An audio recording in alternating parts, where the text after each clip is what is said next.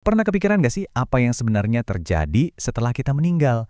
Nah, menurut sebuah sumber yang menarik banget nih, jawabannya tuh ternyata bukan misteri total loh.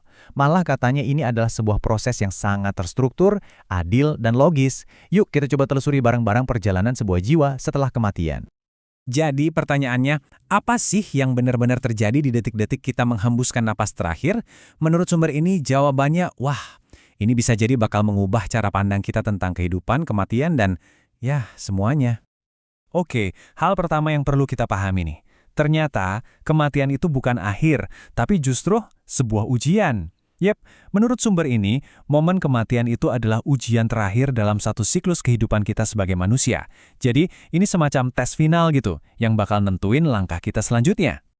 Nah, terus gimana ujian ini dinilai? Semuanya itu ternyata balik lagi ke niat kita selama hidup. Gampangnya gini, apakah niat kita itu karena Tuhan, jadi kita siap ngelepasin segalanya, atau niat kita tuh karena manusia, karena hal-hal duniawi, kayak ego, harta, keluarga, yang akhirnya bikin jiwa kita tuh kayak nengok ke belakang terus, susah buat maju. Nah, jadi poin utamanya tuh di sini. Ujian kematian ini intiin adalah tentang keikhlasan. Pertanyaannya, sanggup nggak kita melepaskan rasa aku kita? Maksudnya, rasa kepemilikan kita terhadap ya, hidup itu sendiri, kekuasaan, harta, semua yang kita kira milik kita. Itu dia pertanyaan besarnya. Oke, itu kan buat yang lulus ya. Terus, gimana nasib jiwa-jiwa yang katakanlah gagal di ujian pertama ini? Nah, sekarang kita lihat nih, kenapa beberapa jiwa itu bisa sampai terjebak di alam kita, di alam fana. Jadi, ternyata ada 3 alasan utama kenapa sebuah jiwa itu bisa tertinggal. Pertama, yaitu tadi, keterikatan sama duniawinya terlalu kuat. Kedua, ini menarik, kesombongan spiritual. Jadi jiwa yang waktu hidupnya ngerasa sakti, punya power, dia nolak buat ikut sama malaikat penjemput yang asli, dikiranya makhluk rendahan. Dan yang ketiga, adanya utang spiritual. Nah yang bikin unik, malaikat itu ternyata nggak punya wewenang buat maksa loh, mereka cuma bisa menjemput. Nah, kita bahas dikit soal utang spiritual. Apa sih itu? Gampangnya, ini adalah perjanjian yang dibuat sama entitas non-manusia, ya, sebut aja jin, khodam, dan sejenisnya, buat dapetin kekuasaan atau kesuksesan pas masih hidup. Nah, setelah mati, utang ini harus dilunasi. Caranya, seringkali ya dengan jadi bawahan atau anak buah mereka. Selamanya. Dan di sini sumbernya pakai analogi yang, wah, modern banget. Multi-level marketing spiritual. Jadi, jiwa yang kejebak ini, dia harus nyari downline baru dari kalangan manusia yang masih hidup. Buat apa? Ya buat bayar utang dia ke upline-nya. Kebayang kan ini jadi siklus yang, ya, mengerikan. Oke. Cukup soal jiwa yang tertinggal. Sekarang, kita balik lagi ke cerita jiwa-jiwa yang berhasil lulus ujian pertama tadi. Apa yang terjadi sama mereka? Nah, proses selanjutnya ini bisa dibilang kayak semacam birokrasi kosmik yang super terstruktur. Jadi, jiwa ini akan dibawa ke sebuah tempat. Di sana ada semacam chip yang isinya rekaman seluruh hidup kita. Itu diambil dari dahi. Terus, data dari chip itu dipindai dan diputar di layar. Jiwa ini dikasih waktu sampai 100 hari buat nonton ulang semua episode kehidupannya. Setiap momen, setiap perbuatan, bahkan setiap pikiran. Setelah selesai review, barulah laporan akhirnya dicetak. Laporan akhir isinya apa aja tuh?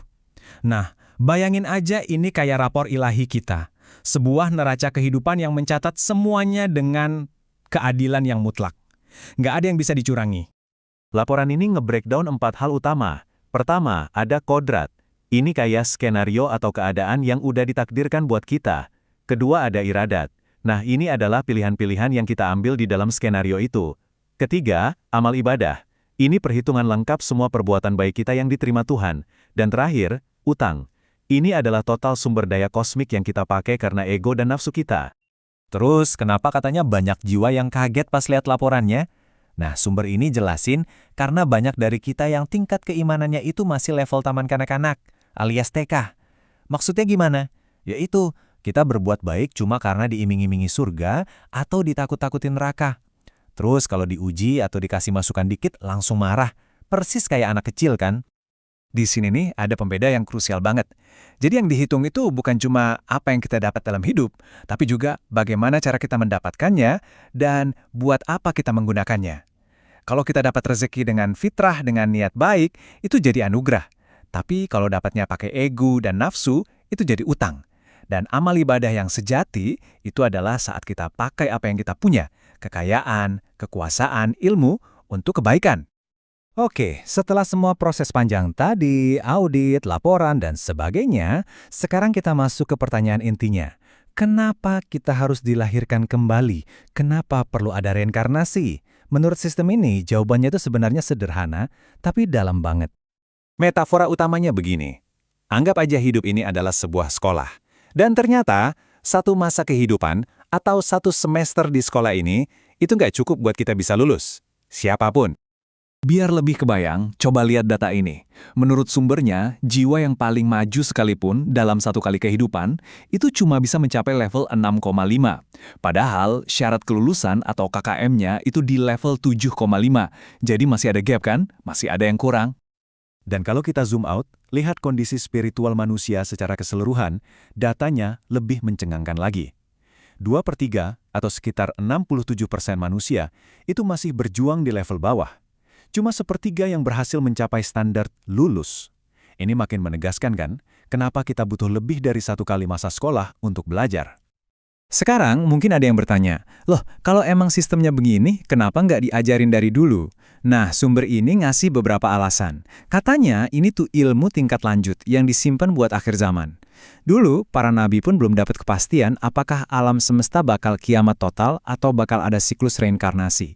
Dan yang paling penting, yaitu tadi, generasi-generasi sebelum kita itu dianggap masih di level TK. Jadi mereka butuh konsep yang lebih simpel kayak surga dan neraka biar paham. Pada akhirnya, semua ini mengerucut ke satu prinsip inti yang kuat banget. Setiap konsekuensi yang kita terima, entah itu baik atau buruk, itu adalah hasil dari perbuatan kita sendiri. Jadi, ini bukan tentang Tuhan yang menghukum. Bukan, ini tentang keadilan yang sempurna. Tuhan itu maha adil, dan kita bertanggung jawab penuh atas hidup kita. Dan semua ini membawa kita pada satu pertanyaan penutup yang mungkin bisa kita renungkan. Kalau hidup ini memang benar sebuah sekolah, kira-kira pelajaran apa yang sedang coba kamu selesaikan di semester ini?